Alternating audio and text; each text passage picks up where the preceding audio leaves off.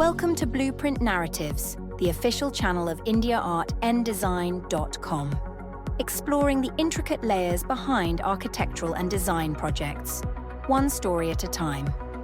Whether it's groundbreaking projects, innovative designs, or artistic expressions, each episode uncovers the depth of thought and craftsmanship behind these creations.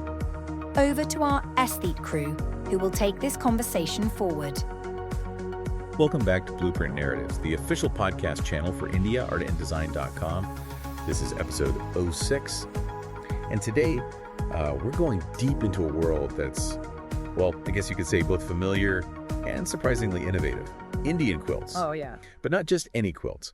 We're focusing on a long-standing tradition of upcycling that's woven into the very fabric of Indian culture. Before we get started, though, a big shout out to Shruti Chawan, the author of the article on indiaartanddesign.com. It's really guiding our exploration today. Definitely. Okay, so let's set the scene.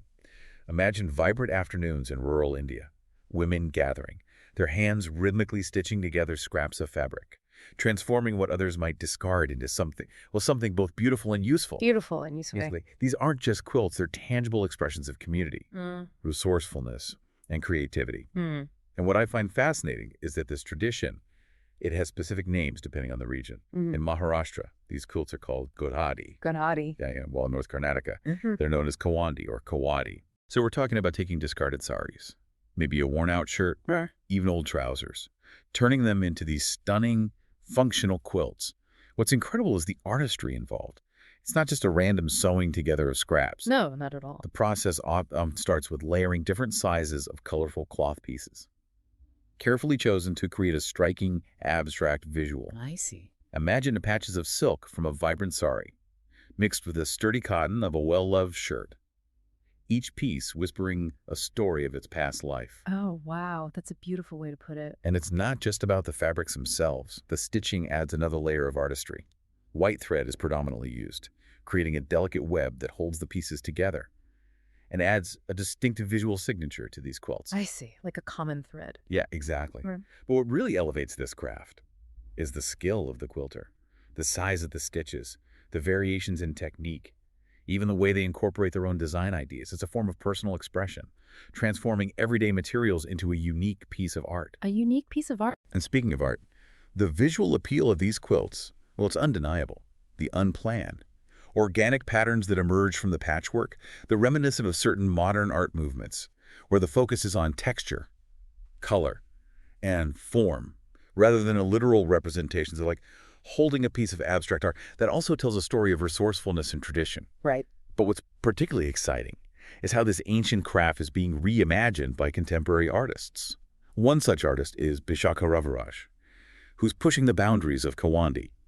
She uses traditional techniques, but incorporates photographs into her quilts, creating these amazing portrait quilts. Oh, wow. It's a stunning example of how a centuries-old tradition could be a springboard for innovation, how something as simple as a quilt can be a powerful medium for storytelling and artistic expression. Yeah, I love that. Storytelling and artistic expression, all in one. All in one. That's great. And Bishakha's work, it doesn't stop there. She's also experimenting with upcycling plastic waste from supermarkets, weaving it into her quilts. It's a powerful statement about sustainability, showing that even something we consider trash can be transformed into something beautiful and meaningful. That's interesting. It raises the question, though, is using plastic really in line with the traditional ethos of these quilts? After all, they were born from a time when natural materials were all people had. Yeah, that's a good point. But perhaps it speaks to the adaptability of the craft itself. These quilts have always been about making do with what's available, turning scarcity into abundance. And in today's world, where we're grappling with the consequences of plastic waste, maybe incorporating it into these quilts is a way of confronting that challenge head on. Right, like a modern take on an old tradition. Exactly. It's also a reminder that traditions, well, they aren't static. They evolve, they adapt, they respond to the changing world around them. And that's what makes this craft so fascinating. It's not just about preserving the past. It's about breathing new life into it, finding fresh ways to express its beauty and relevance. In today's world, and we see this happening not just with individual artists like Bishakha, but with artisans across India.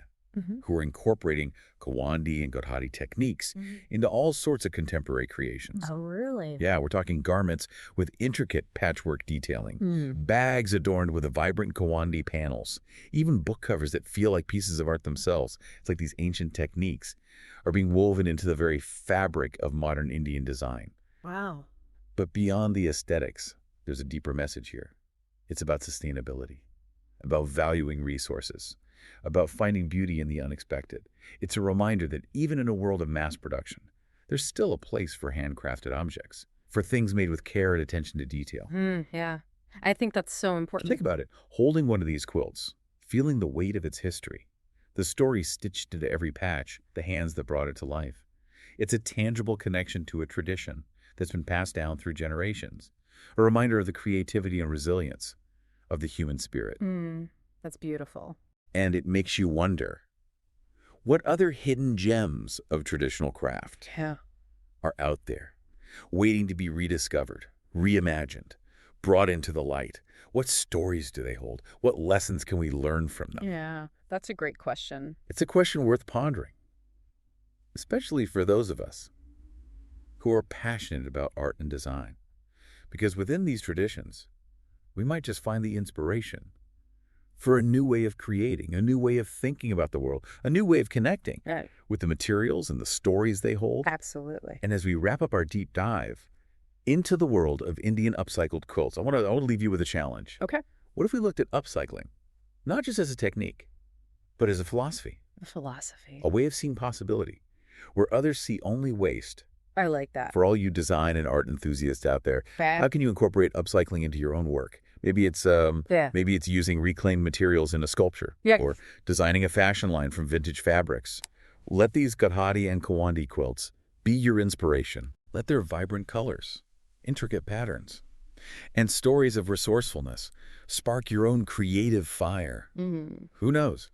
Maybe you'll discover a whole new way of working, a new aesthetic, a new way of connecting with materials and the stories they hold. That's a really great point. So there you have it, a deep dive into the world of Indian upcycled quilts, a journey through tradition, innovation, and the boundless potential of creativity. It's been fascinating. I hope this episode has inspired you to see the beauty in the unexpected and to consider the power of upcycling in your own creative endeavors. Yeah, me too.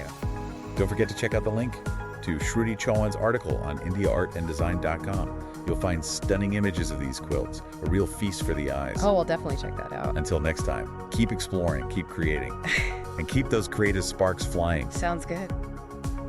As we close today's chapter of Blueprint Narratives, we hope you leave with fresh perspectives and creative sparks. Keep pushing boundaries, reimagining spaces, and embracing the artistry of design. Follow, like, and share this podcast. And for more, visit indiaartanddesign.com. Until next time, keep designing your world